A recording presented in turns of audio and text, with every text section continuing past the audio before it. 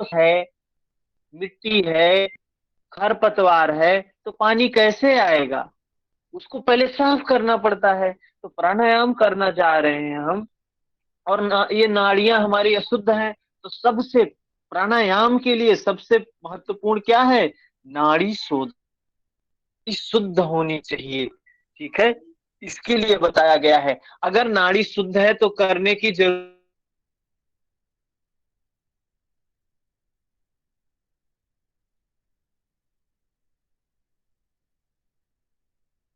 कहीं है। फिर कि ईशान से पूर्व 8 कुंभकों से पूर्व नहीं, कितने दिन में हमारी नाड़ियां शुद्ध हो जाएंगी? तो इसके लिए भी बताया कि 3 माह से कुछ अधिक समय में नाड़ियां शुद्ध हो जाती हैं। अगर हम नाड़ी शुद्ध करें तो 3 महीने हो जाएंगी। ठीक है, बात समझ में आई। लेकिन कब कितना बार करें? क्या 24 घंटा नाड़ी शोधन करना है, या दिन में 1 बार करना है, या 2 बार करना है? उसको भी इन्होंने बताया कि नहीं, नाड़ी शोधन प्राणायाम दिन में 4 बार करना है। दिन का मतलब क्या है? 24 घंटे में 4 बार नाड़ी शोधन प्राणायाम करना है। यही से प्रश्न बनेगा आपको, एकदम जान लीजिए कि नाड़ी शोधन प्राणायाम कितना बार करने के लिए कहा गया है? तो 4 बार कहा गया है। कितने महीने में शुद्धि हो जाएगी? कितने दिनों में शुद्धि हो जाएगी? तो 3 महीने में नाड़ी की शुद्धि हो जाएगी। ठीक है।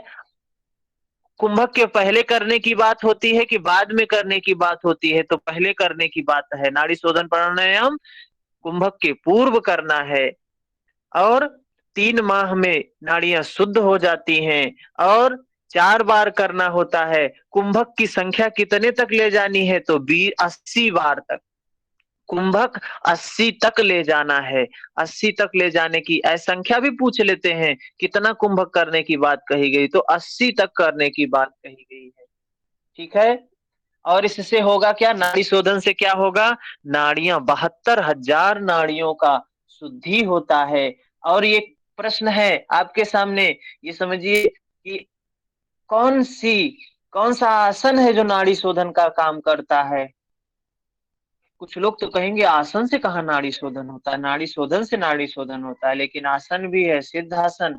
सिद्धासन से 72,000 नाड़ियों का शोधन होता है। और नाड़ी शोधन प्राणायाम से भी नाड़ियों का शोधन होता है, 72,000 नाड़ियों का शोधन होता है। और क्या होता है? संतुलन स्थापित होता है, बैलेंस बनता है। ठीक है। यह कुछ विशेष बातें थी नाड़ी शोधन से संबंधित। ठीक है ना? सर तो एक जब बार हम नाड़ी शोधन सही। सर एक बार वापस एक नाड़ी शोधन का बता दीजिए ना। 80 बार करना चाहिए नाड़ी शोधन, दिन में 4 बार करना चाहिए, और 80 तक कुंभक ले जाना चाहिए, 4 बार करना हाँ चाहिए, जी। 3 महीने में नाड़ियां शुद्ध हो जाती हैं। ठीक है। इससे बहत्तर हाँ जी। हजार नाड़ियों का शोधन होता है। ठीक है ना? इसके बाद क्या हाँ जी बताया? शोधन। अच्छा ठीक है भाई, हम नाड़ी शोधन कितनी बार ये नाड़ी शोधन के जब कुंभक करेंगे, ये नाड़ी शोधन करेंगे तो क्या स्टेजेस क्या होंगी? तो 3 स्टेज बताया है। प्रथम, ये भी पूछ सकते हैं कितने स्टेज बताए गए हैं? तो 3 स्टेज हैं, प्रथम, द्वितीय, तृतीय। प्रथम में क्या होता है? शरीर से पसीना निकलता है, और उस पसीने को शरीर में मालिश करने के लिए कहा गया है। दूसरा बताया गया है कि कंपन होता है, वाइब्रेशन होता है शरीर में। तो जो कंपन होता है, तो क्या कर, दूसरी अवस्था है। ये प्राणायाम की दूसरा स्टेज है। तीसरा स्टेज क्या है? प्राण ब्रह्म रंध्र में पहुंच जाता है। प्राण प्राण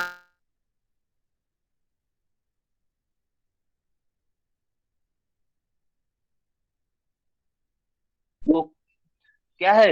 ये जो इड़ा और पिंगला वाही प्राण था, अभी सुषुम्ना वाही हो गया है, ब्रह्म में प्रवेश कर गया है। तो ये 3 अवस्थाएं हैं। जब हम कुंभक करते हैं, प्राणायाम करते हैं, तो ये 3 स्थितियों से हमें गुजरना होता है। ठीक है, बात समझ में आई? और नाड़ी शोधन प्राणायाम कैसे करना है, इस पर हम बात नहीं कर रहे हैं।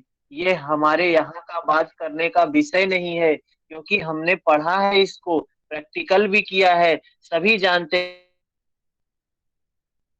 कैसे सांस लेना, दाहिना बीच में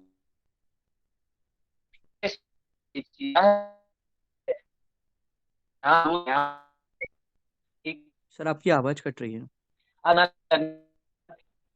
सभी को कट रही है या आपको ही कट रही है? नहीं सर, सबकी कट रही है। कट रही हाँ सर, कट रहा है। एक मिनट। हाँ सर, कट रहा है आवाज आपका।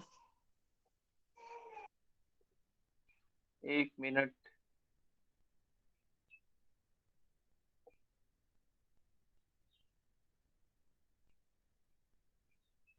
अभी हरिओम, अभी ठीक है ना? हाँ सर, अभी ठीक। हाँ सर, बिल्कुल सही है, हाँ आ रही है तो आवाज। ठीक है। हाँ, अब क्या है, इतनी बात समझ में आई, जब नाड़ी शोधन करेंगे तो ये चीजें हैं। उसके बाद क्या है, उसके बाद 3 स्टेजेस बताया, पहला, दूसरा, तीसरे। पहले में पसीना होगा, दूसरे में कंपन होगा, तीसरे में प्राण जो है ब्रह्मरंध्र में पहुंच जाता है। 3 अवस्थाएं बताई। ये सब करने के बाद 14 नंबर श्लोक में बताते हैं, दूसरे अध्याय के 14वें नंबर श्लोक में बताते हैं कि अभ्यास काले प्रथमे शतम क्षीराज्य भोजनम। जो साधक है उसको अभ्यास के शुरुआत में, प्राणायाम के शुरुआत में क्या करना चाहिए? दूध घी युक्त भोजन, मतलब सुस्निग्ध आहार ज्यादा लेना चाहिए। क्या है, इससे, क्योंकि प्राणायाम का अभ्यास कर रहे हैं, और यह प्राणायाम का अभ्यास जो होता है, क्या है, शरीर को उससे मजबूत होना चाहिए। इसलिए कहा है कि दूध और घी से बनी चीजें अधिक यूज करनी चाहिए। बाद में कम कर सकते हैं जब प्राणायाम सिद्ध हो जाए, लेकिन प्राणायाम के शुरुआत में अच्छा आहार लेने की बात की गई है। ठीक है, इतनी। इसके बाद कहते हैं कि धैर्य की आवश्यकता है। जैसे हाथी को, शेर को, बाघ को कोई व्यक्ति धीरे धीरे वश में करता है, वैसे ही हमको प्राणायाम में प्राण को धीरे धीरे धैर्य के साथ में वश में करना चाहिए। नहीं, नहीं तो क्या होगा, गड़बड़ हो जाएगा। किसी पशु को कोई व्यक्ति पालतू बनाता है तो कितना धैर्य से बनाता है, वही धैर्य हमें प्राणायाम के अभ्यास में चाहिए। और एक बात कही गई है, प्राणायामेन युक्तेन सर्व रोग क्षयो भवेत्। अगर आप युक्त प्रकार से प्राणायाम करेंगे, सही रीति से, सही विधि से प्राणायाम करेंगे, तो सारे रोगों का नाश हो जाएगा। अयुक्त्याभ्यासे योगेन सर्व रोग समुद्भवा। अगर आयुक्त प्रकार से करेंगे, गलत तरीके से करेंगे, तो बहुत से रोग हो जाएंगे आपको। ठीक है, तो इसलिए उचित रीति से पूरक, रेचक, कुंभक, ये सारी चीजें उचित रीति से करना चाहिए। और इस प्रकार अभ्यास करने से प्राणायाम में सफलता प्राप्त हो जाती है। ठीक है, युक्त अभ्यास जो है युक्त होना चाहिए। चलिए ठीक है, बात समझ में आ गई, हम युक्त अभ्यास करेंगे। लेकिन जब हमारी नाड़ियां शुद्ध हो जाएंगी तो हमको कैसे पता चलेगा, कैसे पता चलेगा कि हमारी नाड़ियां शुद्ध हो गई हैं? तो इसके लिए 19 नंबर श्लोक में बताते हैं स्वात्माराम जी, क्या कहते हैं, जब नाड़ी निर्मल हो जाती है तो उसके बाह्य लक्षण प्रकट होते हैं। का लक्षण क्या है? शरीर निश्चित रूप से पतला हो जाता है, शरीर पतला हो जाता है और कांतिवान हो जाता है, चेहरे पर कांति आ जाती है, पूरे शरीर पर कांति चमक आ जाती है। यह है नाड़ी शुद्ध होने के लक्षण है। नाड़ी के निर्मल हो जाने से साधक क्या है, इच्छा अनुसार कुंभक कर सकता है। और क्या होता है, जठराग्नि प्रदीप्त हो जाती है और नाद का अनुभव होता है। अंतः प्रवर्तित नाद, अंदर में जो अनाहत नाद है उसका अनुभव होता है, आरोग्यता का लाभ मिलता है। तो यह भी पूछा जा सकता है कि नाड़ी शुद्ध हो जाने के लक्षण क्या हैं? क्या क्या लक्षण बताया कि कुंभक यथाशक्ति कुंभक करने की क्षमता प्राप्त हो जाती है, जठराग्नि प्रदीप्त हो जाती है और अंतः प्रवर्तित नाद का अनुभव होता है, आरोग्यता, सारे रोग समाप्त हो जाते हैं। और क्या होता है, शरीर पतला हो जाता है, कांतिवान हो जाता है। ये किसके लक्षण हैं? निर्मल नाड़ी के लक्षण हैं। नाड़ियां जब शुद्ध हो जाती हैं तो उसके लक्षण हैं ये। ठीक है, समझ में आया बात? आगे चले। सर एक शरीर बार अब दोबारा बताना था। हाँ, सर क्या आवाज कट बताया गई गया थी, है? दोबारा बताएं नाड़ी शुद्धि के लक्षण। ठीक है, सबको आवाज कटी थी या इन्हीं को कटी थी?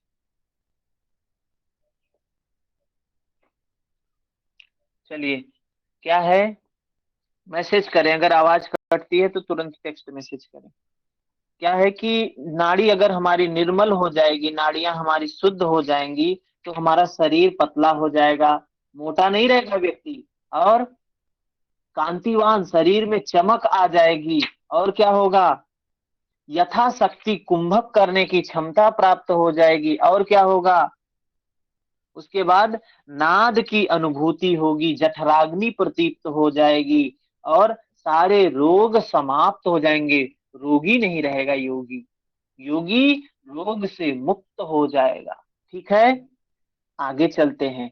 तो अभी हमने एक चीज देखा यहाँ पर कि नाड़ी शोधन प्राणायाम, नाड़ी शोधन ये प्राणायाम करने से पूर्व जरूरी है, लेकिन अगर शुद्ध है तो जरूरी नहीं है। नाड़ियां शुद्ध होनी जरूरी है, 3 महीने में शुद्ध होती हैं।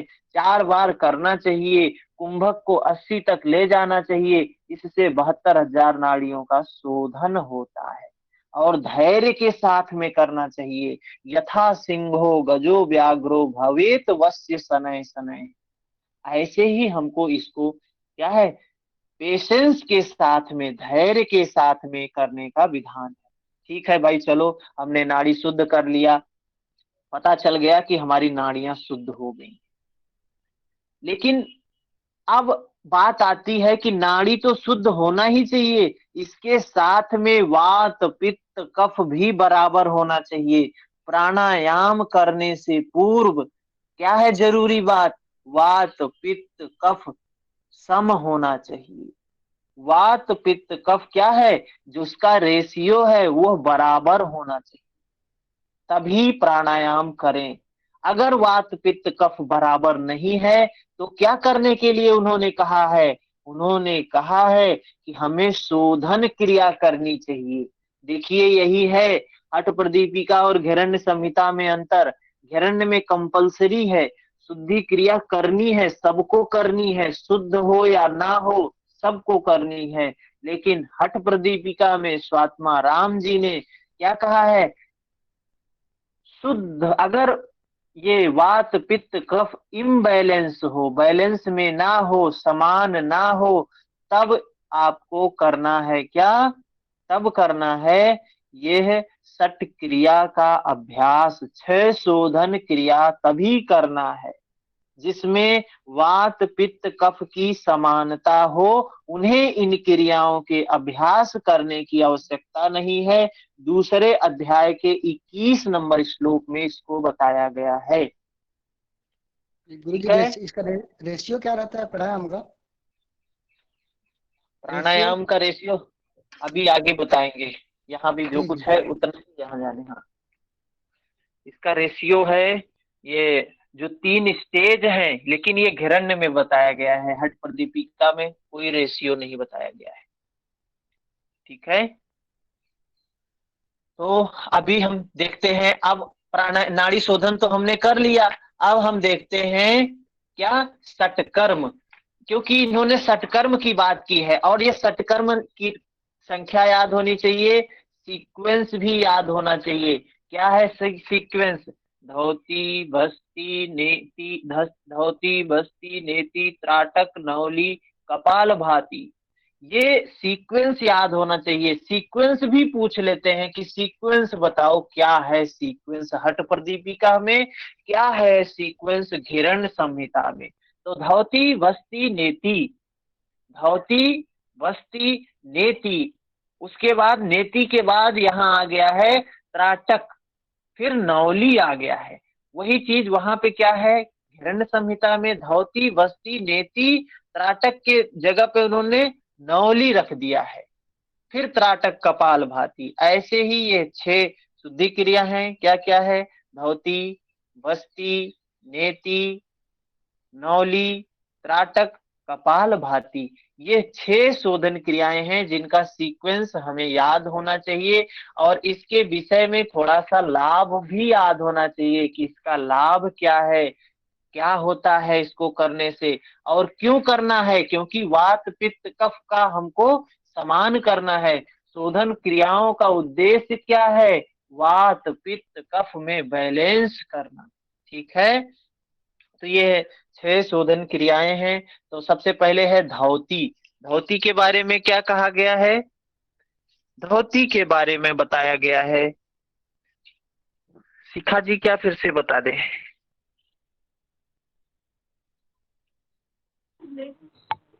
सर ये सीक्वेंस जो आप अभी बता रहे थे, घेरण्य संहिता और हठ प्रदीपिका में सीक्वेंस इसमें क्या है, धौती, वस्ती, नेति, 3 पता चला। धौती, वस्ती, नेति, यही सेम घेरण्य में भी है, धौती, वस्ती, नेति।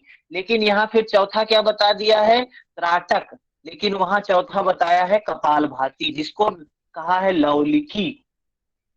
हठ प्रदीपिका में क्या है, चौथे पे त्राटक बताया है, 5वें पे नौली बताया है। और घेरण्य में क्या है, चौथे पे नौली बताया है, 5वें पे त्राटक बताया है। सेम है, बस ये 2 आगे पीछे कर दिया गया है। ये अंतर पता होना चाहिए। ठीक है ना। तो देखते हैं, धौती देख लेते हैं, धौती क्या है। धौती बताया गया है जो ये 4 अंगुल चौड़ा और 15 हाथ लंबा वस्त्र होना चाहिए। कितना हाथ, 15 हाथ लंबा, 4 अंगुल चौड़ा, मतलब 22.5 फीट, लगभग 22.5 फीट वस्त्र की लंबाई होती है। नोट कर लें तुरंत, 22.5 फीट लगभग वस्त्र की लंबाई होती है, 4 अंगुल चौड़ा है, 15 हाथ लंबा है। इसको करना चाहिए। और इससे लाभ क्या है, धौती, धौती ऐसी शुद्धि क्रिया है जिससे वात पित्त कफ सारे रोग समाप्त होते हैं। ठीक है, धौती से सारे रोग, वात पित्त कफ सारे रोग समाप्त होते हैं। खांसी, दमा, तिल्ली, सब बहुत अच्छा है वस्त्र धोती। दमा के पेशेंट के लिए रामबाण इलाज है। जिसको दमा का पेशेंट है, जो व्यक्ति सांस जिसकी फूलती है, उसको वस्त्र अगर अभ्यास करे तो उसको बहुत लाभ मिलता है। ठीक है, धोती बताया। उसके बाद वस्ती, वस्ती क्या है, दूसरे नंबर पर वस्ती बताया। ये वस्ती जो शुद्धि क्रिया है, जो प्राचीन समय में की जाती थी, क्या करते थे उसमें कि उसमें तालाब में जाके कमर के बराबर जल में ये गुदा मार्ग में एक हल्दी की जो है जड़ को, ऐसा होता था, उस तरीके से इसको करते थे। इसमें इसका प्रमुख उद्देश्य क्या होता था, इसका उद्देश्य था कि अपने रेक्टम को, बड़ी आंत को साफ करना। एनस के माध्यम से पानी को क्या करते थे, इंसर्ट करते थे, उसके बाद फिर कुछ क्रियाएं करके बाहर निकाल देते थे। आज यही क्रिया एनीमा के रूप में जानी जाती है, जो हम भौतिक रूप में किसी इक्विपमेंट का प्रयोग करते हैं, एनीमा पार्ट बोलते हैं। ठीक है, तो क्या है इसमें, इस बस्ती से क्या होता है, वात रोग के लिए बहुत अच्छा है। वायु गोला, तिल्ली, जलोदर, त्रिदोष, ये और क्या करता है, धातु को पुष्ट करता है, मन को प्रसन्न करता है, जठराग्नि प्रदीप्त करता है, शरीर कांतिवान होता है, इंद्रियां बलिष्ठ होती हैं। ये वस्ती के लाभ हमने पढ़े थे इनको, जब हम हठ प्रदीपिका को पढ़ रहे थे, तो एक एक टॉपिक पे अच्छा समय हमने दिया था। क्या है, बस्ती क्रिया, ये वात के लिए अच्छा है। कैसे करना है इस पे भी बहुत नहीं टाइम वेस्ट करेंगे, बस ये जानना है कि इसके लाभ क्या क्या है। वात रोग से संबंधित बहुत अच्छा लाभ होता है। और शरीर कांतिवान होता है, जठराग्नि प्रदीप्त होती है, मन प्रसन्न होता है, धातु पुष्ट होता है। ये लाभ है इसका। इसके बाद आता है धौती, बस्ती, नेति। तीसरा है नेति। नेति कितने प्रकार का बताया गया है? तो एक प्रकार की नेति बताया गया है। कहीं वहां एग्जाम में ये नहीं लिख देना कि 3 प्रकार की नेति होती है, तो 2 प्रकार की नेति होती है। जल नेति, रबड़ नेति, सूत्र नेति, दुग्ध नेति, घृत नेति, ऐसा नहीं है। सिर्फ नेति एक प्रकार की बताई गई है हठ प्रदीपिका में, उसका नाम है सूत्र नेति। 9 इंच लंबा सूत्र होता है, जिससे हम क्या करते हैं? अपने नासिका के भाग की सफाई करते हैं। और इससे क्या होता है? कपाल शोधन। प्रश्न आ सकता है कि कौन सी शुद्धि क्रिया से कपाल शोधन होता है? बहुत महत्वपूर्ण प्रश्न है। तो कपाल शोधन कौन सी शुद्धि क्रिया से होता है, ये पता होना चाहिए। नेति से होता है। और किससे होता है? कपाल भाती से होता है। ठीक है, कपाल भाती से और नेति से। ठीक है, फिर बढ़ते हैं। क्या होता है नेति से? आंखों के लिए अच्छा है। नेति जो है आंखों की रोशनी को तेज करता है। दिव्य दृष्टि प्रदायनी, ये भी प्रश्न बहुत पूछा जाता है कि दिव्य दृष्टि प्रदायनी कौन सी क्रिया है, कौन सा सटकर्म है? तो कौन से, किससे दिव्य दृष्टि प्राप्त होती है? नेति से। और किससे दिव्य दृष्टि प्राप्त होती है? त्राटक से। त्राटक। त्राटक दिव्य दृष्टि नहीं लिखा है, त्राटक में लिखा है त्रिकालदर्शी बना। त्रिकालदर्शी है भैया। हाँ, त्रिकालदर्शी बनाती है। यह त्राटक जो है त्रिकालदर्शी बनाती है। और दिव्य दृष्टि कौन देती है? नेति। हमें नीति। पता होना चाहिए, एग्जाम में जरूर प्रश्न आता है यहाँ से, यहीं से प्रश्न बनता है। उसके बाद कंधे के ऊपर के रोग समाप्त होते हैं। यह जो कंधे के ऊपर, कंधे के ऊपर भाग की सफाई कर रहे हैं ना नेति में, तो कंधे के ऊपर के रोग समाप्त होते हैं। नाक की बढ़ी हुई हड्डी, नाक में किसी किसी की हड्डी बढ़ जाती है, सूत्र नेति करने से उसका शमन होता है। ठीक है, सूत्र नेति हो गया, धौती, बस्ती, नेति। उसके बाद क्या बताया है? त्राटक बताया है। उसके बाद नमस्ते हठ सर। प्रदीपिका में सर ये ना, सर ये कंधे के ऊपर के रोग होते हैं, इनको संस्कृत में क्या बोलते हैं? जत्रुधन ऐसे कुछ हाँ नाम है क्या? हाँ जगोधन हाँ, क्या बोलते हैं? एक बार वो नाम बता इनको, दीजिए प्लीज। हाँ बता देते हैं। उनको बोलते हैं जरतु, ऐसे कुछ करके है। मैं रुको 1 मिनट रुक जाओ। हाँ जी। क्या है? ऊर्ध्वजत्र ऊर्ध्वजत्र। हाँ हाँ, इसको बोलते हैं जत्रु, जरतु जात रोगाधम। क्या है ये? ये जरतु रोग है, जरतु ऊर्ध रोग जात। जो इससे गर्दन से ऊपर की बीमारियां जिससे सही होती हैं, वो जरतु ऊर्ध। ठीक है, ऊपर का भाग की जो सफाई करता है, बीमारियों को दूर करता है, ये कहा गया है। इसका अर्थ क्या होता है? कंधे के ऊपर के रोग को का शमन करता है। ठीक है, तो इसके बाद देखते हैं त्राटक। चौथी क्रिया बताया है त्राटक। त्राटक क्या है? ये नेत्र संबंधी रोग समाप्त होते हैं।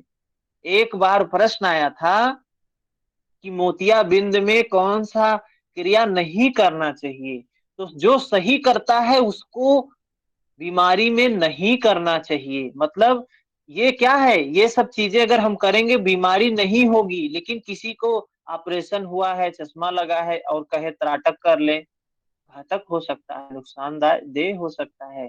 तो नेत्र संबंधी रोग तो समाप्त होते हैं, लेकिन नेत्र संबंधी रोग होने पर भी इसको करना नहीं चाहिए।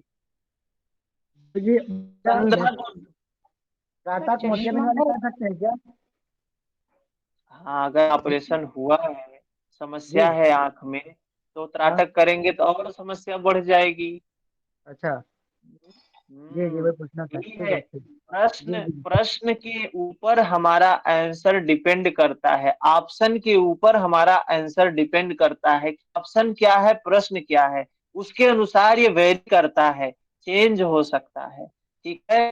तंद्रा को दूर करता है, त्राटक तंद्रा को दूर करता है। महत्वपूर्ण प्रश्न है, तंद्रा को कौन दूर करता है, तो त्राटक दूर करता है।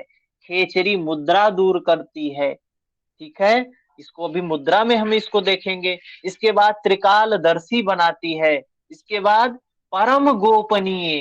गोपनीय तो सारी शुद्धि क्रियाएं हैं, सबको स्वात्माराम जी ने कहा है कि इनको गोपनीय रखना, लेकिन त्राटक को परम गोपनीय, सोने की पेटी के समान गुप्त रखने के लिए कहा है। सोने की पेटी के समान गुप्त रखने के लिए कहा है। तंद्रा का मतलब होता है जैसे नींद, जो नींद, आलस आता है, नींद आता है, दमाई आती है, वही कहते हैं तंद्रा। ये आलस को दूर करता है, आलस नहीं आता है इसको करने से, त्राटक को करने से मन एकाग्र नमस्ते होता सर। है, डर नहीं होता है। नमस्ते सर। सर हाँ ये जरा जी। त्राटक ना, अगर किसी के चश्मा लगा हो तो उनको करवा सकते हैं? नहीं करवा सकते, नहीं करवाना चाहिए। चश्मा पर का सर, प्रयोग करके हाँ जी सर बोलिए। कह रहे हैं चश्मे का प्रयोग करके कुछ नहीं करना चाहिए, न मेडिटेशन, न आसन, न प्राणायाम, और न नहीं सर शुद्धि क्रिया, देखिए, कुछ भी। हाँ बिल्कुल वो तो है सर। पर जैसे जिनके आई साइड वीक है तो उनको जहां तक आराम मिले वहां तक त्राटक करवा सकते हैं। कुछ लिखा नहीं है, लेकिन प्रॉब्लम नहीं होनी चाहिए। पहली योग हाँ की एक प्रिंसिपल हमने पढ़ा है कि अगले की सुरक्षा हो, हानि ना हो, बस इतना इसको ध्यान में रखना। हाँ बिल्कुल सर, मैं तो इसलिए पूछ रही थी, मैंने कहा आप प्रैक्टिकल्स करवाते हैं तो इसलिए ये मैं जानना चाह रही थी कि त्राटक अपन किसी के चश्मा लगा हुआ है तो उसको नहीं नहीं सलाह दे नहीं सकते हैं? करना नहीं करें? चाहिए, नहीं कर सकते, नहीं कर सकते। हाँ जी, हाँ। धन्यवाद। इसके बाद क्या आता है, तो चश्मा लगा हुआ है ठीक है, लेकिन चश्मे को उतार के त्राटक तो किया जा सकता है ना। अगर उसको दिक्कत नहीं होती है तो, अगर उसको तनिक भी दिक्कत महसूस होती है, तुरंत बंद कर देना है। क्योंकि ठीक ये है। त्राटक भी दिव्य है, ये नेत्र की ज्योति को भी बढ़ाती है सर, त्राटक जो है। तो चश्मा लगा है तो इसका मतलब आई साइड वीक है, तो उसको बढ़ाने के लिए त्राटक चश्मा लगा के नहीं, चश्मा उतार के मेरे ख्याल से किया जा सकता है, ऐसा मेरा अपना अनुभव है। बाकी हम ज्यादा नहीं जानते। त्राटक त्रिकालदर्शी वर्णित है, जितेंद्र कुमार जी। त्राटक का वर्णन त्रिकालदर्शी जो बनाती है त्राटक, इसका वर्णन है। आप कहाँ देख रहे हैं, उसको देखें सही से तो पता चलेगा आपको। ठीक है।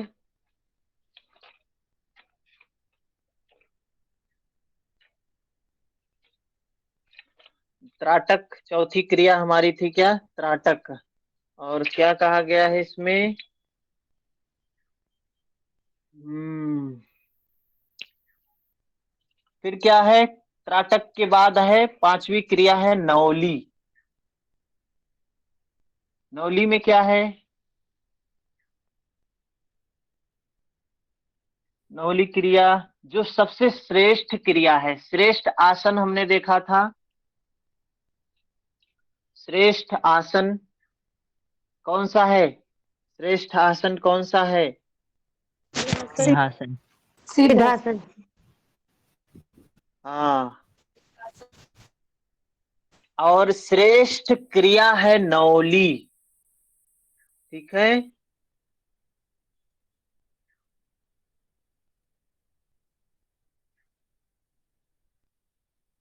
इसके बाद क्या है, नौली श्रेष्ठ क्रिया है। और इस क्या है, नौली का सिर्फ एक ही प्रकार का वर्णन किया गया है। क्या कहा गया है नौली के बारे में, नौली के बारे में सिर्फ एक ही प्रकार का वर्णन किया गया है, जो उदर प्रदेश की सभी व्याधियों को नष्ट करता है। ये प्रकार का अगर प्रश्न आता है, नौली कितने प्रकार की है, तो कितना प्रकार बताएंगे, सिर्फ एक ही प्रकार है नौली का। ठीक है ना। इसके बाद इसका लाभ क्या है, यह जठराग्नि प्रदीप्त करता है, पाचन संबंधी दोष, सभी अंगों की मालिश, पेशियों को पुष्ट करता है। हैं? ये इसके प्रमुख लाभ हैं नौली क्रिया के। ठीक है ना? सर सर एक क्वेश्चन था। ये हम लोग पढ़े हैं कहीं कि वाम नौली, दक्षिण नौली, भ्रमर नौली, दक्षिण ये और मध्य नौली। हाँ हाँ, भ्रमर ये हमने तो पढ़ा है, कार लेकिन में नहीं है सर? ये टेक्स्ट में नौली के नहीं बारे में दिया गया है ना, नहीं दिया गया है, गहरण में नहीं दिया गया गहरण है में इसके है बारे वो। में। क्या है गरन में?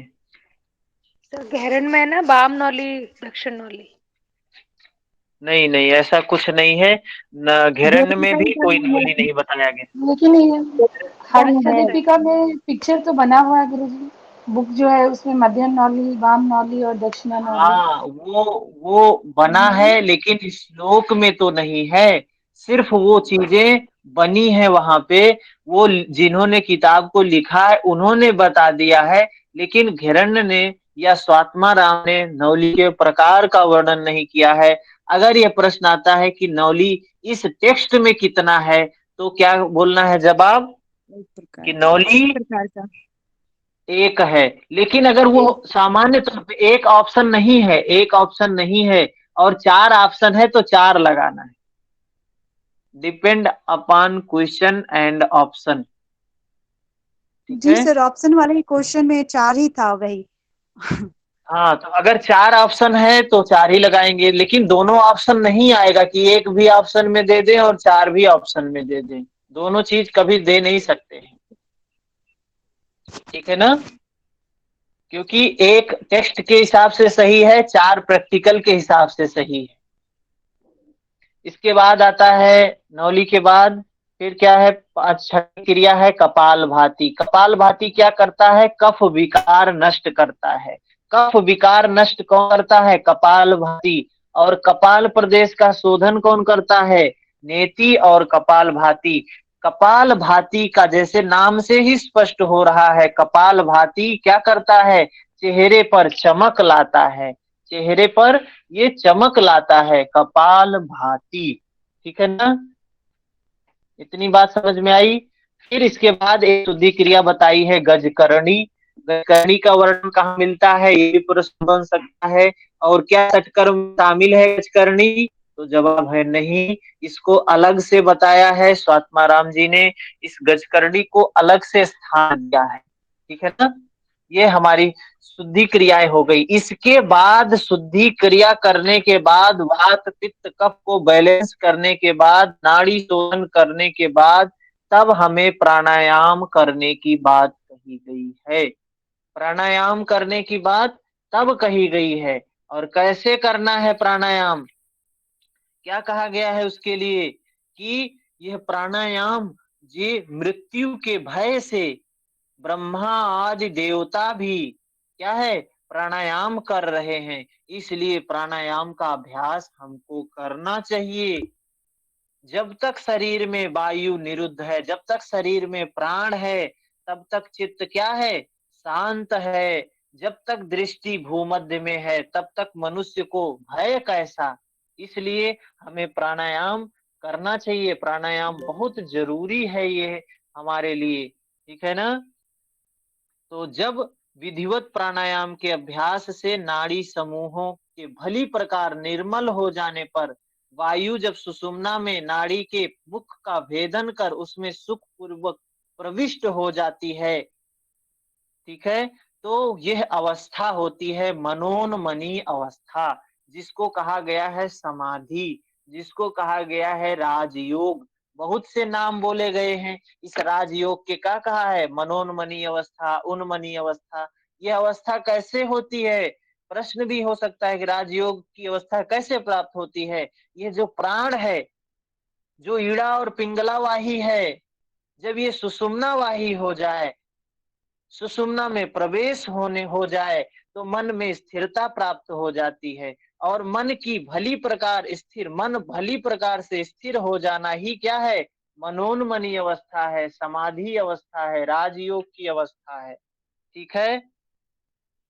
तो इन जो योगी लोग हैं इस अवस्था को प्राप्त करने के लिए कुंभकों का अभ्यास करते हैं। कुंभकों का अभ्यास क्यों करना चाहिए? इस अवस्था को, राजयोग को, समाधि को, मनोन्मनी अवस्था को प्राप्त करने के लिए कुंभकों का अभ्यास करना चाहिए। कुंभक की बात आती है तो कुंभक बताया है 8 कुंभक है। सूर्य भेदन उज्जाई, शीतकारी शीतली, भस्त्रिका भ्रामरी, मूर्छा प्लावनी, ये 8 कुंभक हैं। इनका अभ्यास हमें करना चाहिए।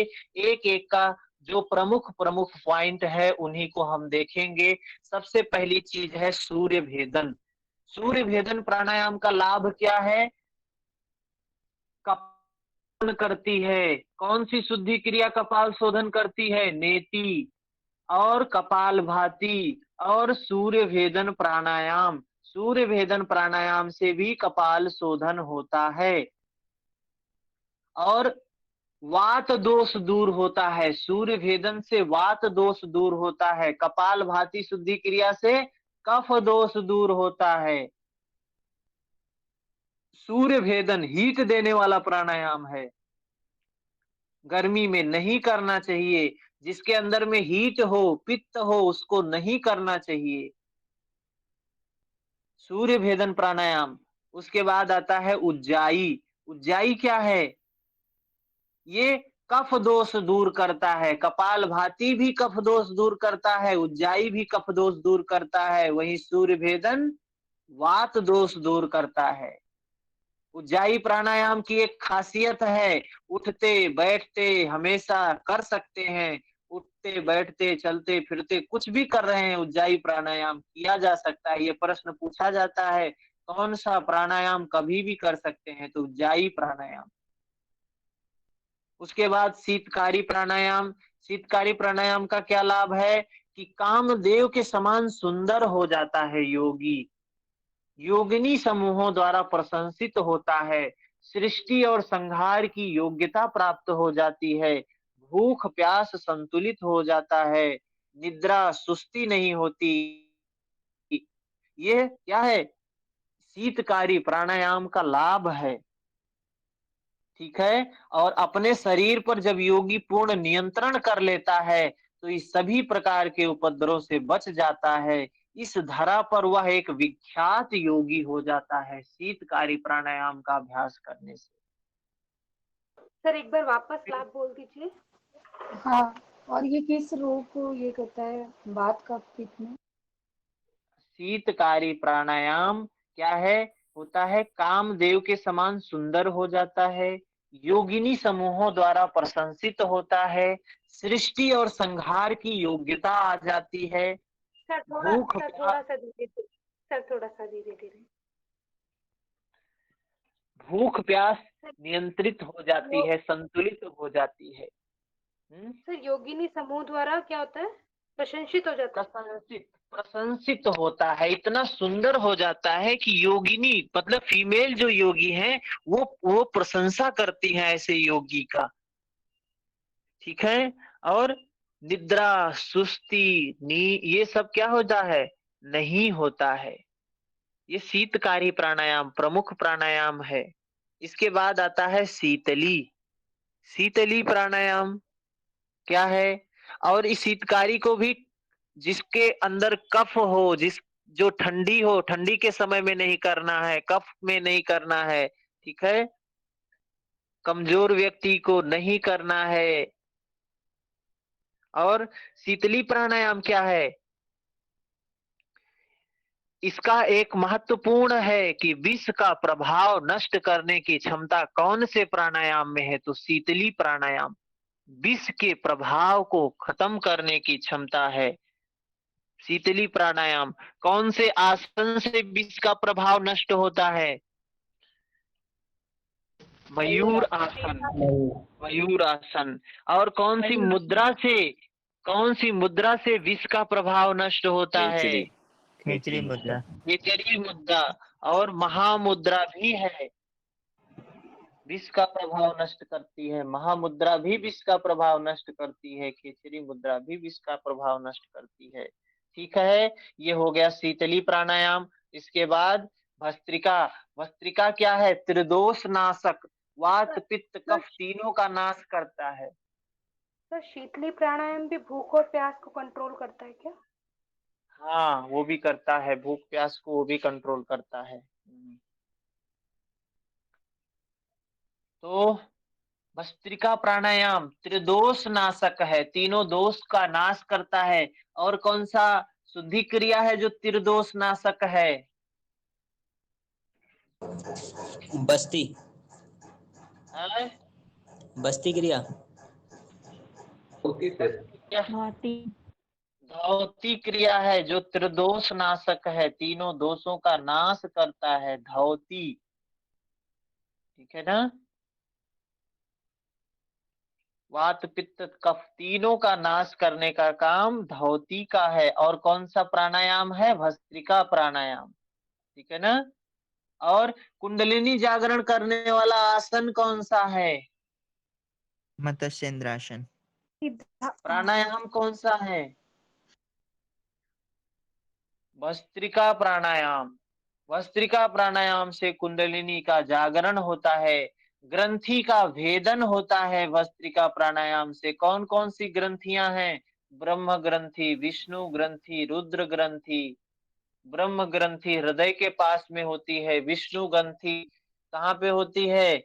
यहाँ पे जो ये है थायराइड जो होता है, विशुद्धि चक्र है, यहाँ पे होता है विष्णु ग्रंथि।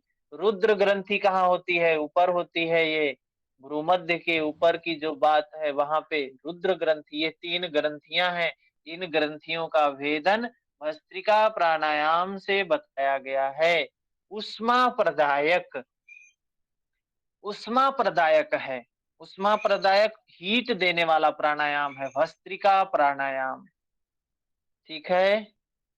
इसके बाद देखते हैं, भस्त्रिका के बाद भ्रामरी। भ्रामरी क्या करता है? मन को शांत करता है, आनंद का अनुभव करवाता है, मानसिक रोग समाप्त होते हैं, गले की ग्रंथियों का मसाज होता है, भ्रामरी प्राणायाम। ठीक है? भ्रामरी। उसके बाद मूर्छा, प्लावनी। मूर्छा क्या है? मन को मूर्छा प्रदान करता है, यह है मूर्छा प्राणायाम। प्लावनी क्या है? जल में अभ्यासी की मृत्यु नहीं होती है डूबने से। प्लावनी का मतलब क्या है? वो उसके अंदर ये क्षमता आ जाती है, वो जल में डूबेगा ही नहीं, जल में तैरता ही रहेगा, जल में कमल के पत्ते के समान तैरता ही रहता है, प्लावनी प्राणायाम। ठीक है? प्लावनी बोला, प्लावनी। हाँ, प्लावनी प्राणायाम में क्या होता है? जो अभ्यासी होता है उसकी मृत्यु नहीं होती है जल में डूबने से, क्योंकि वो जल में हरिओम। डूबेगा ही नहीं। हरिओम। मुझे मूर्छा और प्लावनी दोनों के बारे में पूछना है कि ये कैसे किया जाता है। मूर्छा प्राणायाम ऐसा है जिसमें कुंभक की उस अवस्था तक जाते हैं जब तक मन मूर्छित ना हो जाए। ठीक है? मतलब जब तक मूर्छा ना आ जाए तब तक कुंभक किए रहते हैं। और प्लावनी प्राणायाम में क्या होता है? जैसे गुब्बारे में जब हवा भर दीजिए, ट्यूब में जब हवा भर दीजिए तो उसके ऊपर आप बैठ सकते हैं, आप डूबेंगे नहीं।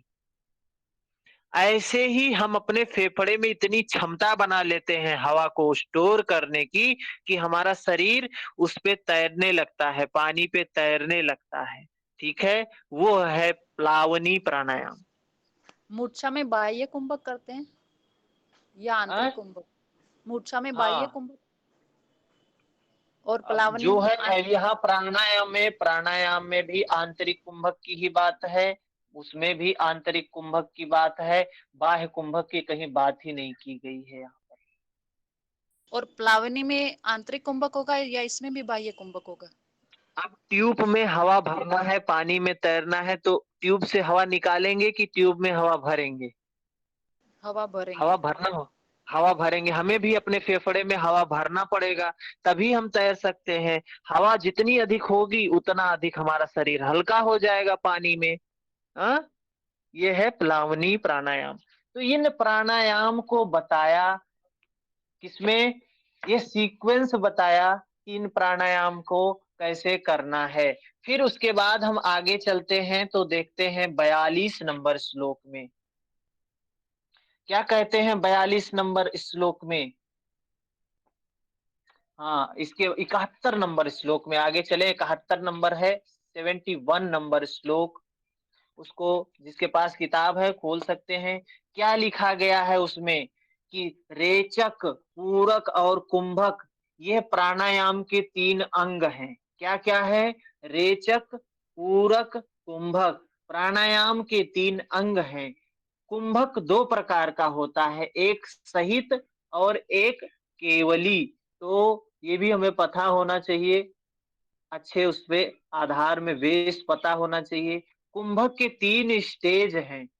क्या है? 3 चरण हैं, 3 अंग हैं, रेचक, पूरक, कुंभक।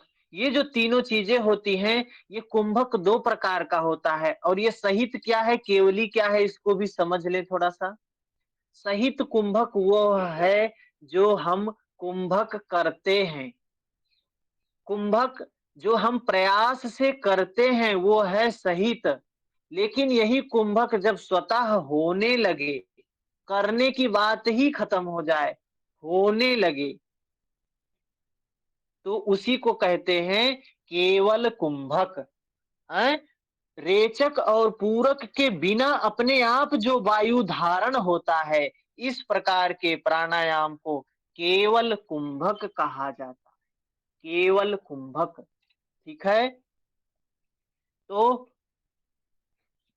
रेचक और पूरक से रहित केवल कुंभक सिद्ध हो जाने पर साधक के लिए तीनों लोकों में भी कुछ दुर्लभ नहीं रह जाता है।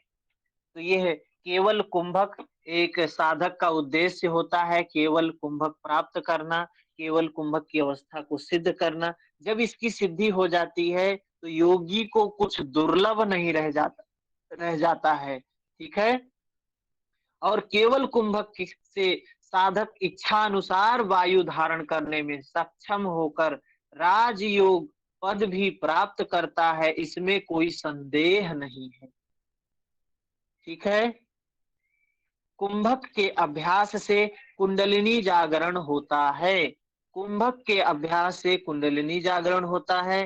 कुंडलिनी जागरण से सुषुम्ना नाड़ी मल रहित होती है और हठ योग में सिद्धि प्राप्त होती है, ठीक। फिर आगे कहते हैं कि यह जो हठ योग है, हठ योग का उद्देश्य क्या है? राजयोग की प्राप्ति। हठम बिना राजयोगो, राजयोगम बिना हठः। अर्थात हठ योग के बिना राजयोग बेकार है, राजयोग के बिना हठ योग बेकार है। दोनों एक दूसरे के पूरक हैं, ठीक है। अतः जब तक योगी को राजयोग की प्राप्ति ना हो जाए, तब तक क्या करना चाहिए? इन दोनों का अभ्यास करना चाहिए, हठ योग का और राजयोग का अभ्यास करना चाहिए। जब तक राजयोग की प्राप्ति, अवस्था की प्राप्ति ना हो जाए, तब तक अभ्यास करते रहना चाहिए। सर राजयोग क्या है? आ? राजयोग क्या है? राजयोग जो है, राजयोग वह अवस्था है, वह परम पद है जिसको समाधि कहते हैं, उन्मनी अवस्था कहते हैं, मनोन्मनी अवस्था कहते हैं, जीवन मुक्त अवस्था कहते हैं, अमरत्व कहते हैं, बहुत से इसके नाम है राजयोग, ठीक है। वह गद्दी जहां पे जो उद्देश्य है, हठ योग का उद्देश्य है उसको प्राप्त करना, वो कैसे प्राप्त होगा? इस कुंभक के द्वारा। कुंभक द्वारा प्राण वायु को रोक लेने पर चित्त को क्या करना? आश्रय रहित कर देना। चित्त क्या हो जाए? चित्त हो जाए क्षीण वृत्तेर अभिजात, अभिजात के तरीके से, जैसे एक स्फटिक मणि, महर्षि पतंजलि कह रहे हैं, स्फटिक मणि जैसे क्या हो जाता है? शुद्ध होता है, वैसा ही हमारा चित्त भी शुद्ध हो जाए, शांत हो जाए, गृहीत ग्रहण ग्राहेषु ततस्त तद अनजनता समापत्ति ही।